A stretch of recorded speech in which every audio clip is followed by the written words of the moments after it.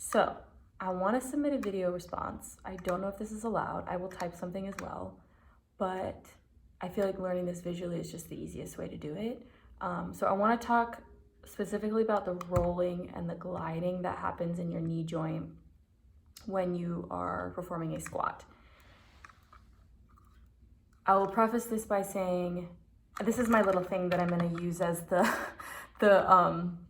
femur, and I'm going to pretend that this is the tibia. So we got the concave surface of the tibia and the convex surface of the femur. So it's going to be sitting here, pretending this is your knee joint bending. But it is different if we're talking about a squat versus if we're talking about like a seated knee extension. So let's say this is my lower leg, this is my femur inserting into the joint. My knee is straight and now my knee is bent. It does matter if I'm talking about, I don't want to draw on my table.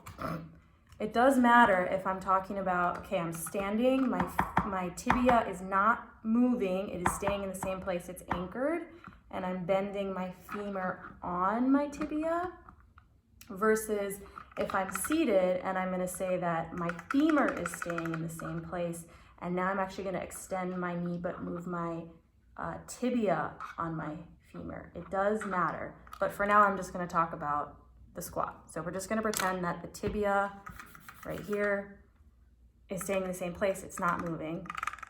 Here's my femur.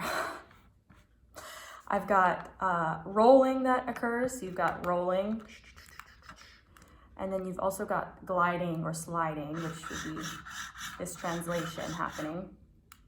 If I bend my knee and my femur only rolls, it would roll off the back of the tibia in a squat. It would just off the back.